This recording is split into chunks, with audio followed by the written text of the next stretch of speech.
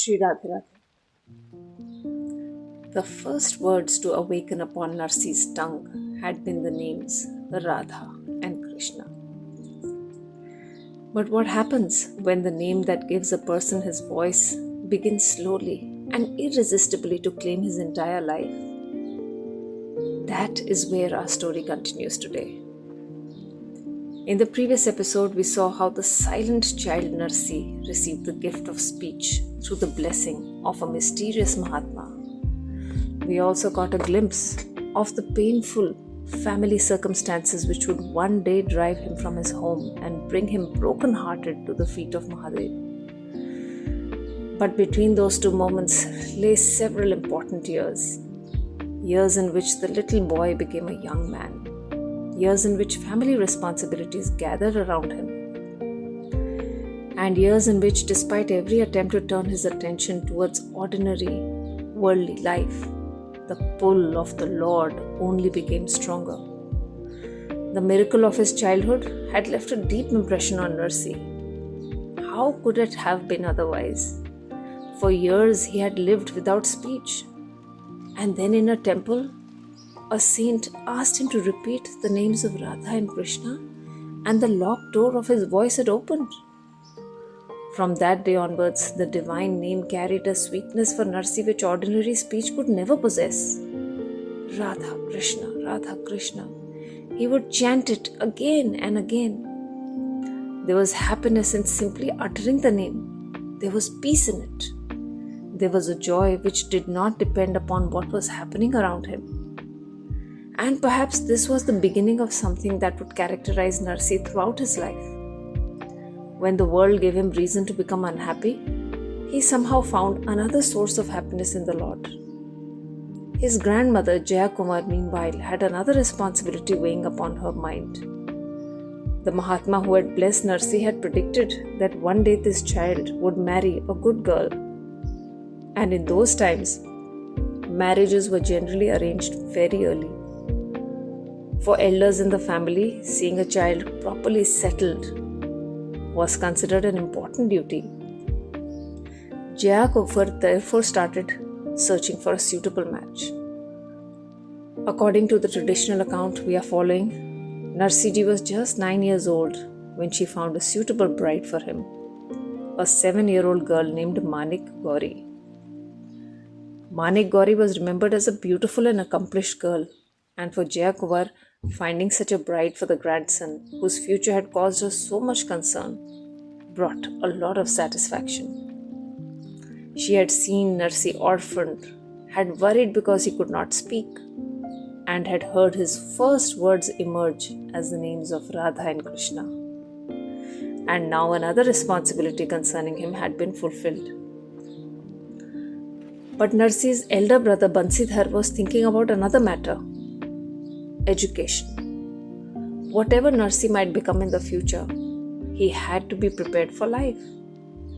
And so, the dutiful elder brother arranged for him to study in a Sanskrit school. Narsi went. But very soon it became clear that formal studies did not hold his attention in the same way as something else did. His heart was elsewhere. The memory of that life-changing moment in the temple remained alive within him. The moment when the saint had asked him to chant, Radha Krishna, Radha Krishna. And from that moment onwards, Narsi had become deeply attracted towards devotion to the Lord. If there was a temple nearby, Narsi wanted to go there. If someone was singing bhajan, he wanted to listen.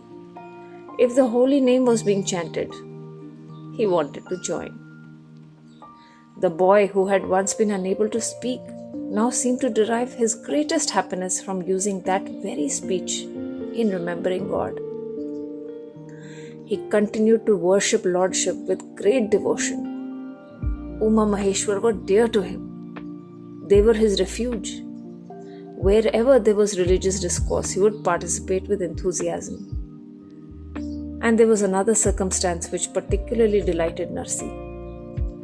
Traveling sadhus frequently passed through the region on their journeys to and from Dwaraka. Whenever Narsi heard that such saints had arrived, he would rush to see them. He would serve them in whatever simple manner he could. And if one of them began singing the glories of Bhagwan, Narsi would immediately join. He would clap with them, sing with them, and, overcome with devotional joy, begin to dance. This was not merely entertainment. Something in devotional music seemed to carry him beyond ordinary awareness. The source tradition remembers that whenever traveling folk performers or devotional troops visited the village, Narsi could remain watching them for hours. And if the performance represented the Leelas of the Lord, his absorption became even deeper. Sometimes he had the opportunity to take the role of a gopi in these devotional enactments. Then his joy seemed to know no bounds. He would dance and dance until awareness of his surroundings faded.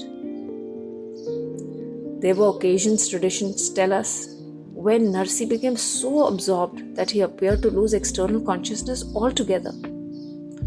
People would watch him enter such states. At times it would take hours before ordinary awareness returned.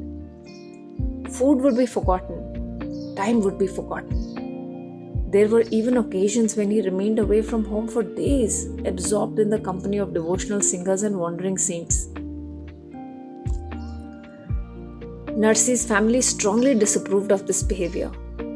His elder brother Bansidhar reprimanded him often. His sister-in-law Dorit Gauri also scolded him repeatedly. Bansidhar tried every possible means to direct his younger brother towards his studies and towards a practical occupation. But something had already taken root within Narsi. Once the heart has tasted the sweetness of the divine name, it is not easy to persuade it that worldly accomplishment alone should become the purpose of life. Still, Narsi did not rebel against his brother, and this is important. His attraction towards Krishna did not make him refuse the work that was given to him. By the time Narsi was about 15 years old, Bansidhar realized that his younger brother had little inclination to continue his formal studies. Bansidhar was holding an official position as a police inspector in the state, or the Daroga, and a number of government horses had been placed under his charge. Bansidhar therefore entrusted the care of these horses to his younger brother. Narsi had to look after them, attend to the stable, and go out himself to cut grass and fodder for them. It was not light work, but Narsi accepted it without complaint. He did not consider the task beneath him. He accepted it as a responsibility that had come to him through his elder brother and ultimately through the will of the Lord. And once Bansidhar had given him this responsibility, Narsi became extremely attentive to it. He knew that his work was constantly being scrutinized at home, and so he took particular care that no one should be able to accuse him of negligence.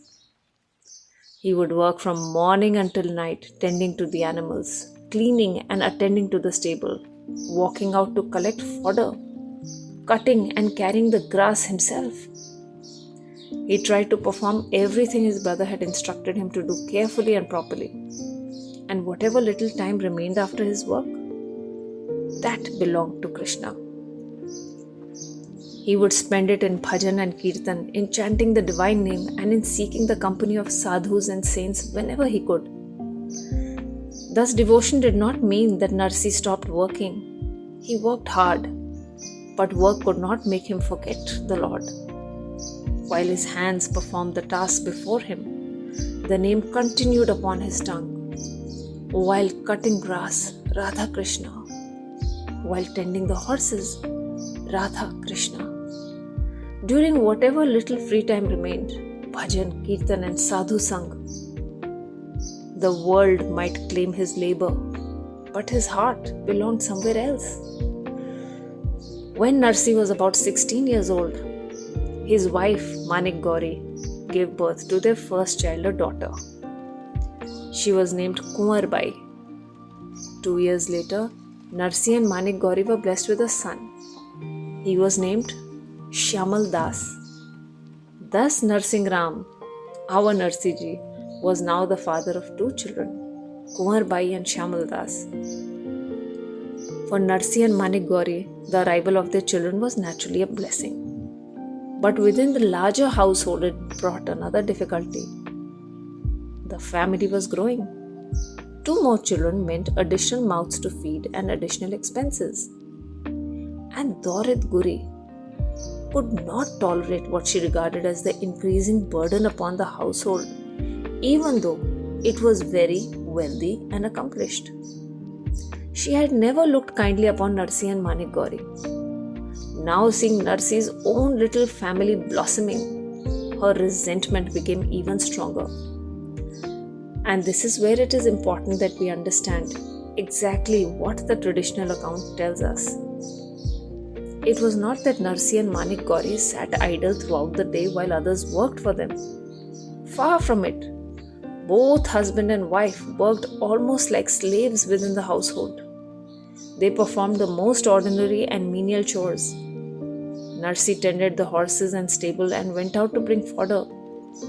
Manik Gauri too worked constantly around the house.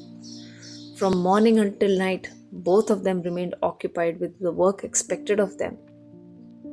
But in Daurit Gauri's eyes, it was never enough. No matter how much they did, she continued to behave as though Narsi, his wife, and now their children were simply living there for free. She repeatedly complained that they ate from the household without contributing anything substantial towards it. And once this feeling took hold of her, almost anything could become a trigger for her anger. If Narsi went out, she could accuse him of wasting time. If he returned late from cutting grass, she could claim that he had been roaming with sadhus. If he spent his spare time in bhajan, that too could be used against him. Gradually, she began to cook up stories, finding fault in everything that they did, and carry one complaint after another to Bansidhar. She would take small matters and enlarge them. She would put the worst interpretation upon whatever Narsi did. She would accuse him and Manik Gauri of living at the family's expense, although both of them worked throughout the day. And then she would pour those complaints into her husband's ears. The atmosphere in the home became increasingly bitter. Bansidhar knew his wife's nature. He knew that Daurit Gauri would be unfair. He knew that her accusations against his younger brother were not always true, and how sharp and merciless her tongue would become. But despite knowing this, he could do very little to prevent the situation from worsening. He had his own household to maintain and had his official responsibilities that kept him busy. He was constantly caught between the complaints of his wife and the fact that the younger brother remained dependent upon his home and was not as vile as he was projected to be. But gradually, even Bansidhar was affected by the constant stream of accusations. At times, swayed by what his wife told him, he too spoke unpleasantly to Narsi. This was the beginning of serious family strife, and Narsi learned to be extraordinarily careful. Under his elder brother's instructions, he performed his work attentively. He tried not to give Daurit Gauri even the smallest reason to accuse him. He remained busy throughout the day. But despite all his efforts, the fear of her anger remained. Her tongue had become so sharp that Narsi was actually afraid of returning home when his elder brother was not present. As far as possible, he tried to time his return for when Bansidhar was at home, for Bansidhar's presence offered at least some protection. But whenever his brother had to leave the village on state duty, the situation could become unbearable. Those were the days when Daurit Gauri seemed to release all the anger that had remained pent up within her. With Bansidhar absent, there was no restraint. The hapless husband and wife became the objects upon whom that anger exploded. Taunts, accusations, insults, humiliation. Again and again, Daurit Gauri subjected Narsi and Manik Gauri to treatment that the traditional account remembers as deeply cruel. and yet the two continued working. Narsi remained obedient to his elder brother, tending to the horses, cutting the grass, doing his duty carefully. And whatever little free time he could find, he spent in bhajan, kirtan, and the company of saints. There was, however, one person in the house who watched all of this with deep anguish. Jaya Kumar, the grandmother who had once carried the silent little Narsi to the Mahatma, was by now almost 95 years old. Her health was failing. She was sick and confined to her bed. But she could see what was happening around her. She saw the bitterness growing in the household. She saw the treatment being meted out to poor Narsi and his wife. She understood that the situation was steadily deteriorating. But now she too was helpless. She no longer had the physical strength or authority to intervene in the way she might once have done. All she could do was lie there and watch. And perhaps this helplessness caused her even greater pain. But there was one important thing she was still determined to accomplish before leaving this world. Her great-granddaughter Narsi's daughter Kumarbai was growing. Jaya Kumar became deeply concerned about the girl's future. She feared that if she left this world before Kumarbai's marriage had been settled, there might be no one afterwards who would pursue the matter with the same urgency.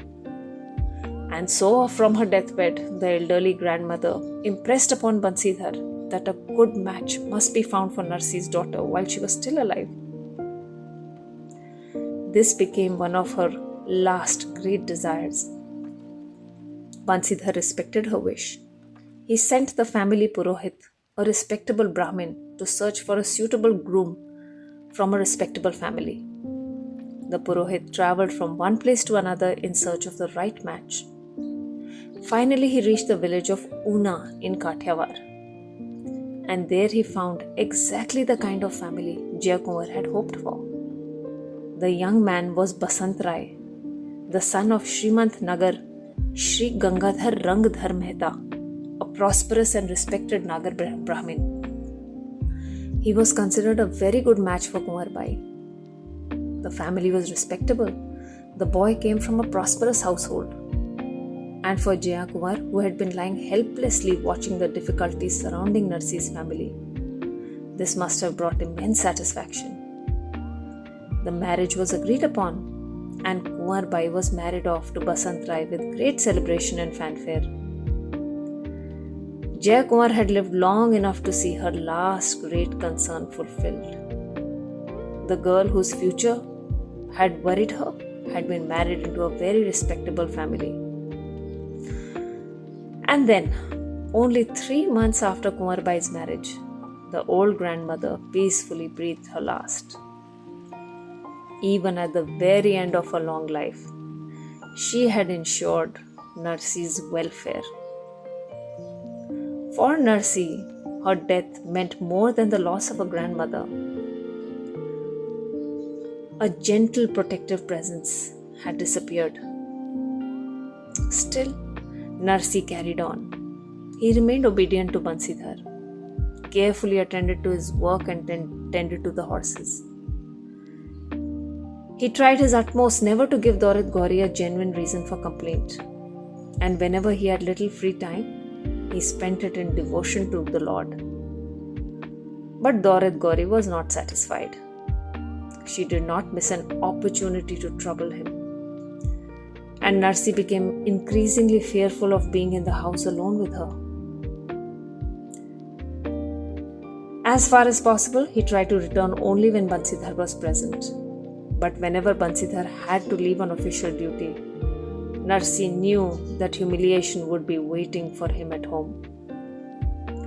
Then came one particular day. Bansidhar had gone away on state duty. Narsi had gone to the forest to cut grass for the horses. It was summer. Grass was not readily available close to the village, so he had to go much deeper into the forest than usual. He spent the entire day working, cutting, gathering, binding the grass together.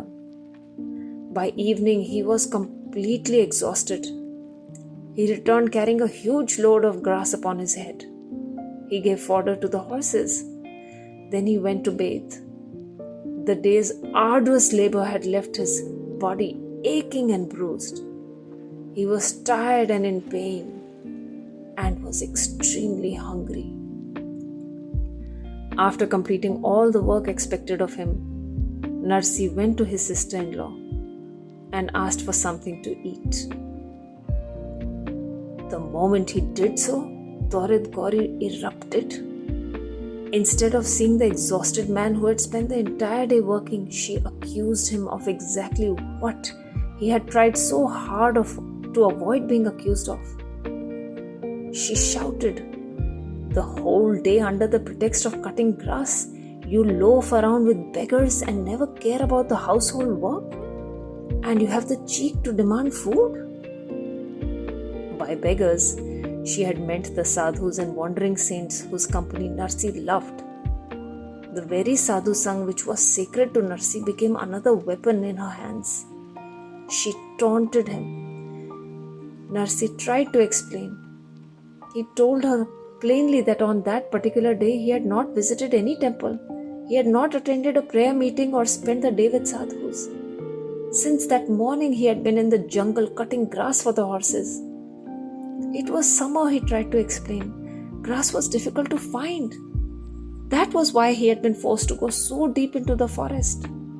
He had worked the entire day, tried his best to make her understand. But Torid Gauri was in no mood to listen.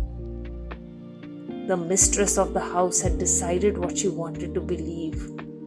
His explanation meant nothing to her. She turned away and went into the kitchen. There was good, freshly cooked food in the kitchen. Narsi's wife Manik Gauri knew it was there. She knew that proper food had been prepared in the house. But Torid Gauri did not bring that food for Narsi. Instead, she took some old, stale pieces of chapati, food that sources describe as hardly fit to eat, and threw them before him. Narsi had spent the entire day working for the household. He was exhausted and famished. And yet what was thrown before him was stale scraps. The sight became unbearable for his wife. With no power within that household to defend her husband against this treatment, she broke down, watching her poor husband being treated so poorly. But Narsi was so hungry that he bent down, picked up the stale pieces that had been thrown before him, and began eating them with water. Even this did not satisfy Torid Gauri. When she saw him eating, she attacked him again. "Oh, look at this man. He pretends to be a sage while doing his prayers, and now he eats like a glutton. I do not want such a person in my house. I work for you much more than I do for your brother. Your luck is that of a laborer, but you behave as though you're a king. From tomorrow, go and eat wherever you can find good food. From today onwards, you have nothing to do in my house. I am not the slave of you or your wife." Narsi became speechless. He listened to that outpouring in silence. But even his silence infuriated her. She continued shouting and cursing him. And then, while all this was still going on, Bansidhar happened to return home from work. The moment Torid Gauri saw her husband, she turned towards him and began to shed tears. Then she placed before him an ultimatum. "Now I have nothing to do in this house. You can stay here with this sage brother of yours. I am tired of this man. Now in this house, either Narsi will stay or I will stay." Bansidhar knew his wife's nature and how harsh and unfair she could be. And yet he found himself unable to control the situation. Faced with her ultimatum, he finally sided with his wife. He scolded Narsingh Ram roughly and ordered him to leave the house. Left with no choice on that miserable night, Narsi got up, and left. He did not take his wife with him. But where could he go? He walked to the village square and sat there beneath the moonlight. And there, broken-hearted, he waited. Somewhere within him remained a faint hope. Perhaps his elder brother would think again about what had happened. Perhaps someone would be sent to call him back. Perhaps a voice would come through the night. Narsi, come home. He waited. The night grew deeper. No one came. There is something deeply painful about this moment. After all the shouting, after all the accusations, after all the humiliation, there was now only silence. A man sitting beneath the moonlight, waiting to discover whether the door behind him had truly closed. By morning, he had his answer. Narsi rose and began to walk. Away from the village, away from the house, away from human habitation. He walked for a long distance until the familiar surroundings disappeared and the forest closed around him. There was no one there to offer him food, no house, no hearth, no shelter, no assurance of what the next day would bring. But there was one faith within him which had not been taken away. Lord Shiv would protect him. Narsi had loved Shiv from his childhood. That Shiv who had become his refuge in the worst of situations. When human refuge had disappeared, his mind naturally turned towards Mahadev. He continued deeper into the jungle, and then beneath a cluster of trees, his eyes fell upon a small dilapidated temple. Beside it was a pond. After walking alone for so long, the sight brought him comfort. He went to the pond, removed his clothes and bathed in the water. Then he entered the old shrine. Inside stood a shivling. Narsi bowed. He placed his head at the feet of Mahadev. And now the dam broke.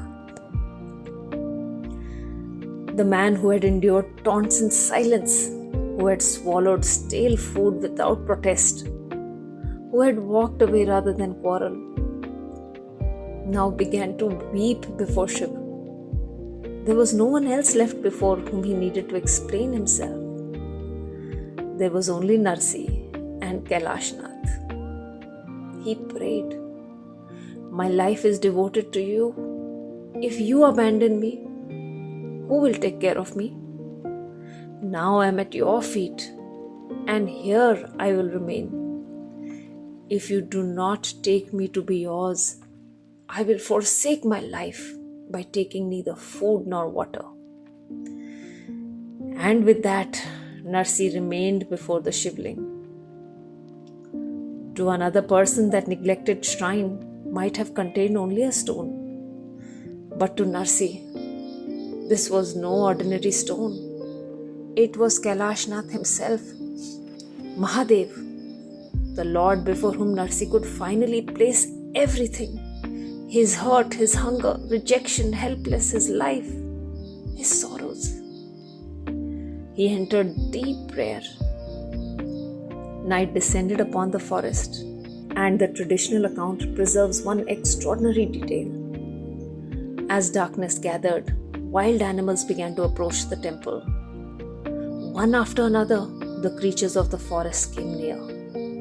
They saw this solitary human being sitting before Mahadev. They watched and waited, but none attacked him. None disturbed his prayer. After remaining there for some time, they quietly disappeared again into the darkness of the jungle. Narsi remained. He had entered the forest with no human companion.